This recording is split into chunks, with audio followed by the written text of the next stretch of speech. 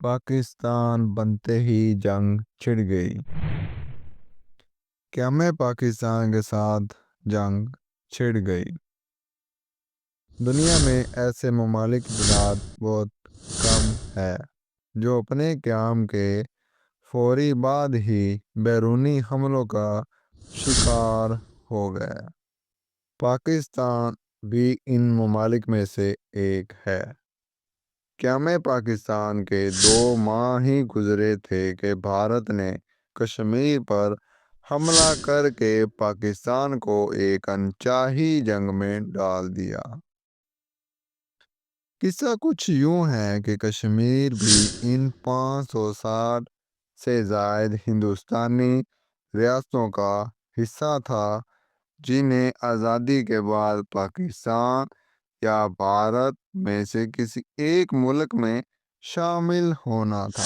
کشمیر کی سرحد جو کہ پاکستان سے ملتی تھی اور وہاں مسلمان اکثریت میں تھے، اس لیے کشمیر کا پاکستان سے الحاق فطری بات تھی۔ لیکن کشمیر کے مہاراجا ہری سنگھ نے بھارت سے بات چیت شروع کر دی۔ کشمیر میں پاکستان کی حمایت کرنے والوں مسلمانوں کا قتل عام شروع کر دیا۔ کشمیریوں نے راجا کے ارادے کو جان کر اس کے خلاف بغاوت کر دی۔ پاکستان سے بھی ہزاروں قبائل کشمیریوں بھائیوں کی مدد کرنے کے لیے پہنچ گئے۔ کشمیریوں اور قبائل کا مشترکہ لشکر سمی نگر پہنچا تو راجا ہری سنگھ دلی کو روانہ ہو گئے، جہاں پر کشمیریوں کا بھارت سے الحاق کرنے کی دستاویز پر دستخط کر دی گئی۔ اس واقعے کے بعد بھارت نے جنگی طیاروں سے فوج نیچے اتاری اور سری نگر پر قبضہ کر لیا۔ اس وقت پاکستان کے وسائل سے محروم فوج کے برطانوی سربراہ جنرل ٹرنل گریسی نے قائد اعظم کے واضح احکامات کے باوجود کشمیر میں بھارت کا مقابلہ کرنے سے انکار کر دیا۔ تاہم بعد میں بھارت نے کشمیریوں پر اپنا قبضہ مستحکم کر لیا تو جنرل گریسی کو فوج بھیجنے پر کوئی اعتراض نہیں رہا، لیکن ظاہر ہے بہت دیر ہو چکی تھی۔ پھر بھی پاک فوج نے گلگت بلتستان اور آزاد کشمیر کا کامیاب دفاع کیا۔ جنگ جاری تھی۔ بھارت اس معاملے کو اقوام متحدہ میں لے گیا۔ اقوام متحدہ نے کشمیر میں تصویب رائے اقرار منظور کی، لیکن قرارداد میں ناانصافی یہ کی گئی۔ قرارداد بھارت کو دینے کی بجائے الٹا پاکستان کو کہا گیا کہ وہ کشمیر سے فوج واپس بلا لیں۔ قائد اعظم کی قرارداد غیر منصفانہ قرارداد کہہ کر مسترد کر دی گئی۔ تاہم ان کی وفات کے بعد وزیر اعظم لیاقت علی خان اور اس کی قرارداد کے تحت جنگ بندی پر آمادہ ہو گئے۔ 1 جنوری 1949 کو کشمیر میں جنگ بندی ہو گئی۔ ابھی ایک نو آزاد ریاست جو بے سر و سامانی کا شکار تھی، حالت جنگ میں تھی۔ اسی پر ایک اور فیصلہ ہار ٹوٹ پڑا۔ وہ کون سا اسلامی ملک تھا جس نے پاکستان کو تسلیم کرنے سے انکار کیا؟ 1948 میں ایک طرف پاکستان بے سر و سامانی کے عالم میں حالت جنگ میں تھا اور دوسری طرف بانی پاکستان شدید بیمار ہو گئے۔ بیماری بھی انہیں گورنر جنرل کی حیثیت میں پاکستان کی خدمت کرنے سے نہیں روک سکتی تھی۔ قائد اعظم کے دور حکومت میں پاکستان کی مشکلات بے پناہ تھی مگر حوصلے جواں تھے۔ اس دور میں مالی مشکلات کے ساتھ 70 لاکھ مہاجرین، اضافی بھوک بھی پاکستان کے کندھوں پر آن پڑی۔ ان مشکلات کے علاوہ ایک اہم مسئلہ یہ بھی تھا کہ آزادی کے وقت پاکستان کا کوئی آئین نہیں تھا، چونکہ 1935 کے برطانوی آئین کو معمولی تبدیلی کے بعد پاکستان میں نافذ کر دیا گیا۔ پاکستان 30 ستمبر 1947 کو اقوام متحدہ کا رکن بنا۔ سب سے پہلے ایران نے تسلیم کیا اور فرانس میں پاکستان کا قومی پرچم سب سے پہلے لہرایا گیا۔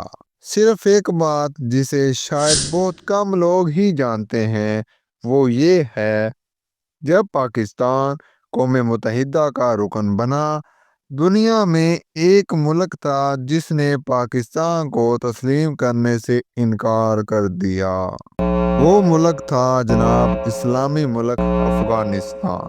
یہ تھے وہ حالات جن میں بیمار قائد اعظم کو انتہائی خطرناک حالت میں بلوچستان کے شہر زیارت سے کراچی لایا گیا۔ آپ ایئرپورٹ سے اترے، بیماری سے نڈھال تھے۔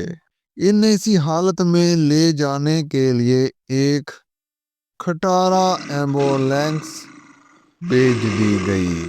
اس پر ستم یہ ہوا، ایمبولینس قائد اعظم ان کی رہائش گاہ تک پہنچنے سے پہلے ہی راستے میں خراب ہو گئی۔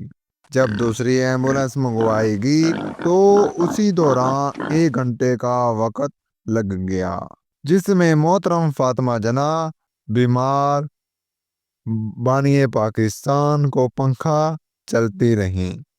اس سوال کا جواب آج کسی کے پاس نہیں کہ خراب ایمبولینس بھیجنا ایک سازش تھی یا ایسا ایک بے سروسامانی سے لڑی ریاست میں کمیونیکیشن کے غیاب میں ہوا۔ ایسا بھی کہا جاتا ہے قائد اعظم کی آمد کے بارے میں لیاقت علی خان کو آگاہ ہی نہیں کیا گیا۔ یہ عزم بھی پیش کیا جاتا ہے۔ اس وقت پورے کراچی میں صرف 2 ایمبولینس تھی، جن میں سے ایک کو قائد اعظم کے لیے بھیج دیا گیا۔ شاید یہ کمیونیکیشن کی تاریخی غلطی تھی۔ بہت سے لوگ آج بھی یہ مانتے ہیں کہ خراب ایمبولینس بھیجنا ایک سوچی سمجھی سازش تھی۔ قائد اعظم جب گھر پہنچے تو بیماری سے بری طرح یعنی نڈھال تھے۔ آخری وقت میں ان کی بہن محترم فاطمہ جناح اور ذاتی معلولیت کے سوا کوئی دوسرا موجود نہیں تھا۔ وہاں موجود لوگوں کے مطابق ان کے آخری الفاظ تھے، اللہ پاکستان۔ انہوں نے یہ کہا اور جان آفریں کے سپرد کر دی۔ قائد اعظم کے جنازے میں 6 لاکھ لوگ شریک ہوئے۔ قائد اعظم کی وصیت کے مطابق ہی ان کی نماز جنازہ علامہ بشیر عثمانی نے پڑھائی اور خواجہ نظم الدین پاکستان کا دوسرا جنرل کرنل نامزد منتخب کر دیا گیا۔ پاکستان کے پہلے وزیر اعظم کیسے قتل ہوئے؟ ادھر قائد اعظم جہان فانی سے رخصت ہوئے، ادھر حکومتی ایوانوں میں روایتی سازشیں جنم لینے لگیں۔ اگر سارے گرداب کو کوئی شخص قائد اعظم کے بعد سنبھالنے رکھنے کی صلاحیت رکھتا تو وہ تھا قائد اعظم کے پہلے وزیر اعظم لیاقت علی خان۔ بانی پاکستان کے بعد لیاقت علی خان مختار کل ہو گئے اور پاکستان کی قسمت کے اہم ترین فیصلے کرنے لگے۔ ایک طرف پاکستان کا آئین تشکیل پا رہا تھا اور دوسری طرف پاکستان کو اپنی تاریخ کا ایک اور اہم ترین فیصلہ کرنا تھا۔ یہ فیصلہ تھا روس اور امریکہ کی سرد جنگ میں کسی ایک کا اتحادی بننا یا غیر جانبدار رہنا۔ پاکستان نے یہ تاریخی فیصلہ امریکہ کے حق میں کیا، حالانکہ پاکستان کے پاس بھارت کی طرح غیر جانبدار رہنے کا بھی آپشن موجود تھا۔ لیاقت علی خان صوبین کے رہنما جوزف اسٹالن اور امریکن صدر ہیری ٹرومین دونوں کی طرف دعوت تھی۔ انہوں نے مسکو کی بجائے واشنگٹن کو جانے کی ترجیح دی۔ واشنگٹن میں ان کا بہت شاندار استقبال ہوا۔ اسی دوران سوویت یونین یعنی اس دور میں روس اور پاکستان کے تعلقات بگڑ گئے۔ امریکہ سے دوستی کی وجہ سے پاکستان عالمی ریاست اور سرد جنگ کی بھول بھلیوں میں الجھ کے رہ گیا، جس کے نتیجے میں اس کی سالمیت اور خود مختاری ناقابل تلافی نقصان پہنچا۔ سب سے بڑا نقصان تو یہ پاکستان آزادانہ خارجہ پالیسی کے راستے سے ہٹ گیا اور عالمی طاقتوں کے علاوہ ایک کارکنن کے طور پر استعمال ہونے لگا۔ لیاقت علی خان کے دور میں اقتدار کا آخری سال کافی ہنگامہ خیز رہا۔ 1991 میں میجر جنرل اکبر خان نے حکومت کا تختہ الٹنے کی کوشش کی۔ اس کوشش ناکام رہی۔ اس کے تمام کرداروں کو مد نظر رکھتے ہوئے گرفتار کر لیا گیا۔ پاکستان کی تاریخ میں حکومت کا تختہ الٹنے پر پہلی غیر سیاسی کوشش تھی۔ 16 اکتوبر 1951 کے دن لیاقت علی خان راولپنڈی میں مسلم لیگ کے جلسے سے خطاب کرنے کے لیے اسٹیج پر آئے۔ جلسے میں شروع میں کھڑے سعد اکبر نے وزیر اعظم پر گولی چلا دی۔ گولی سینے میں لگی اور پاکستان کا پہلا وزیر اعظم لاکھوں لوگوں کے درمیان دن دہاڑے قتل کر دیا گیا۔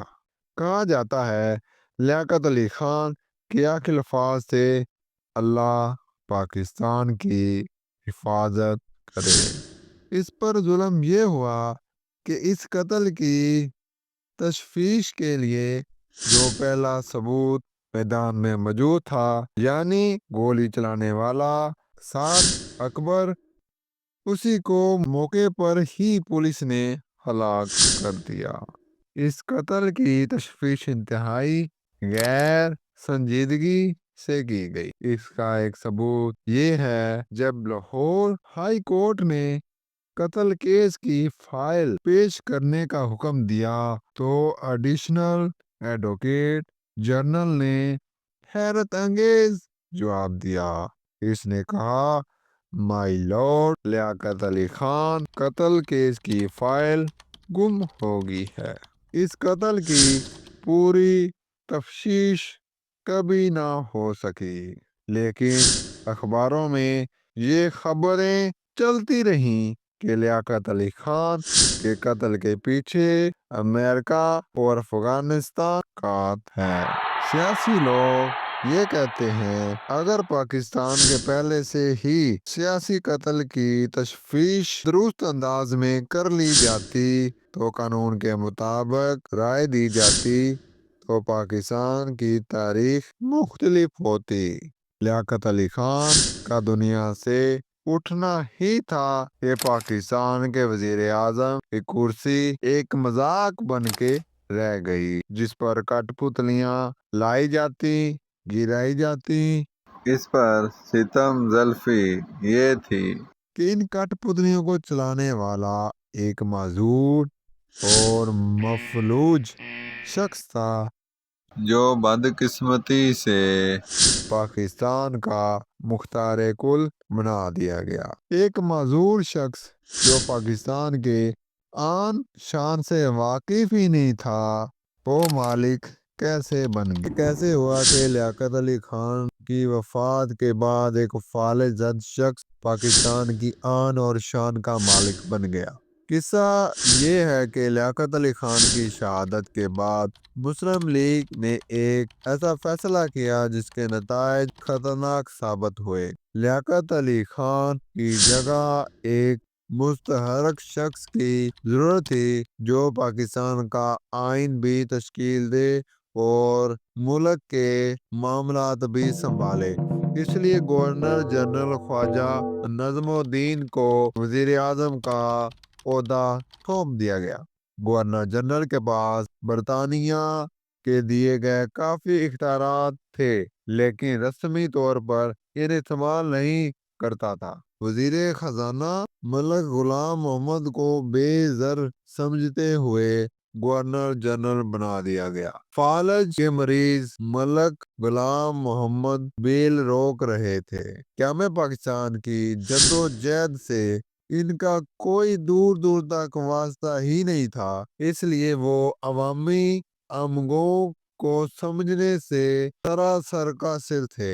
اس لیے اس پر مزید یہ فالج کے باعث اس کی گفتگو کسی کی سمجھ میں نہیں آتی تھی۔ ان کی امریکن سیکرٹری ترجمے کے فرائض سر انجام دیتی تھی۔ اس وقت پاکستان کا آئین نہیں بنا تھا۔ پاکستان کو 1935 عیسوی برطانوی ایکٹ سے چلایا جا رہا تھا۔ اس ایکٹ میں گورنر جنرل کے پاس کافی اختیارات تھے۔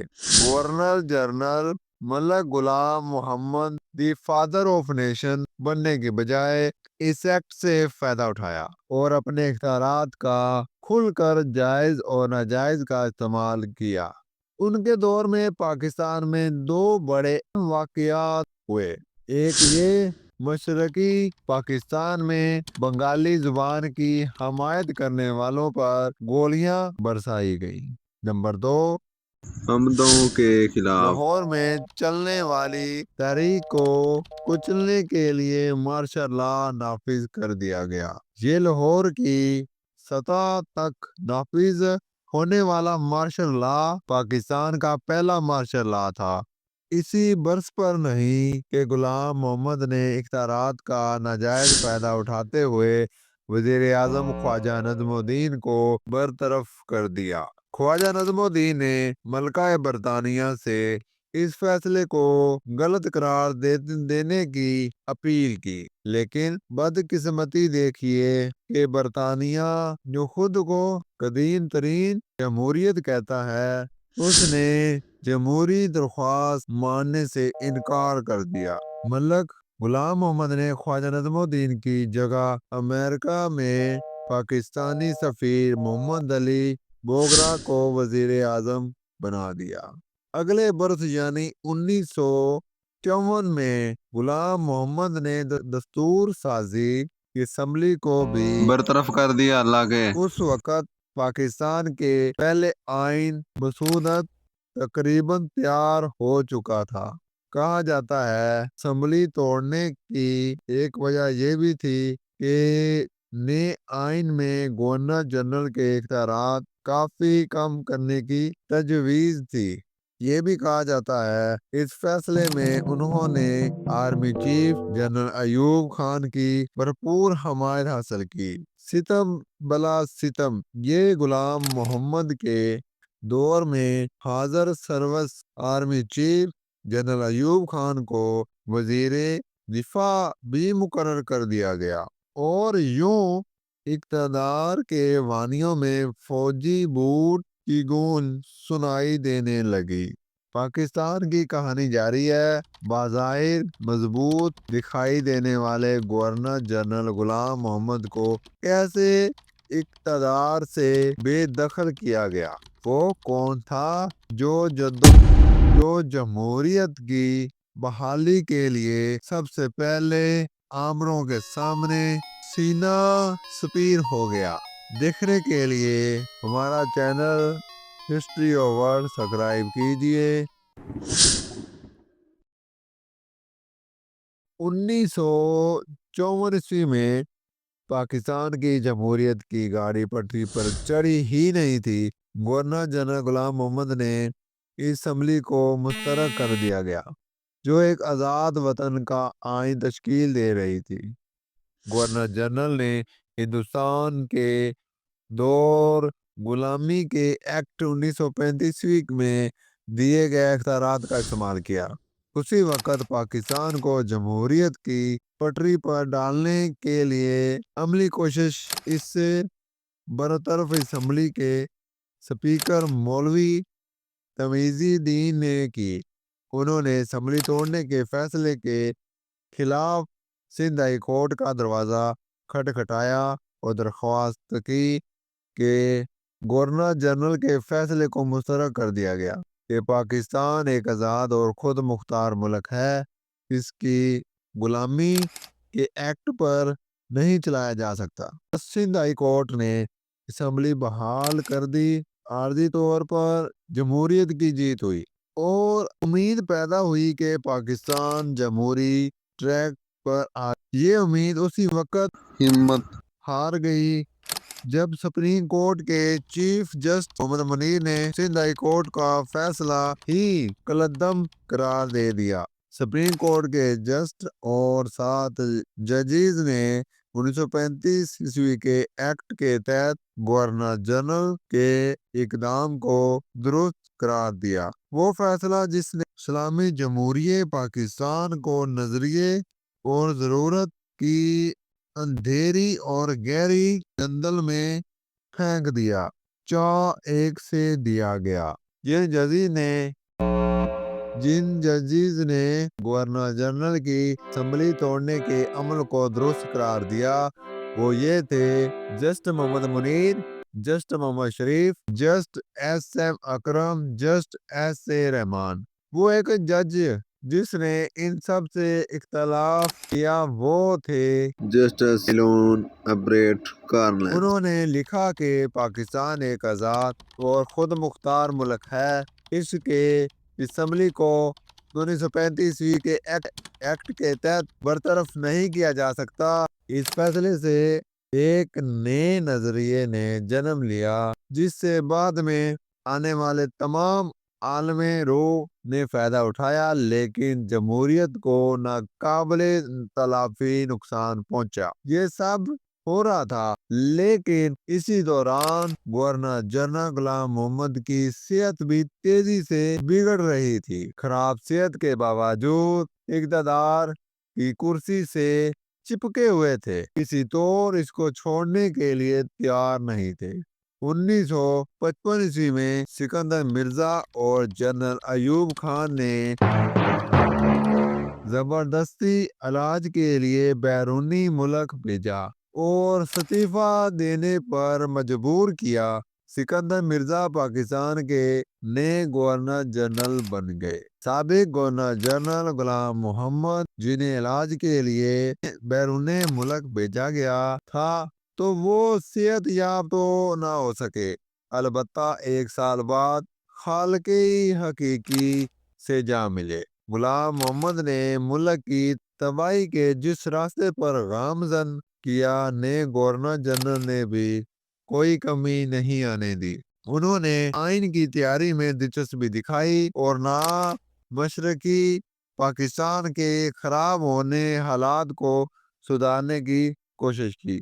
حالانکہ سکندر مرزا کا تعلق بھی مشرقی پاکستان سے ہی تھا۔ پاکستان کی دلچسپ کہانی جاری ہے۔ سی پیک کا اہم حصہ گوادر پاکستان کا حصہ کیسے بنا؟ وہ کون سا پاکستانی حکمران تھا جسے دفن ہونے کے لیے وطن کی مٹی بھی نصیب نہ ہوئی؟ یہ سب جاننے کے لیے ہمارا channel history of world subscribe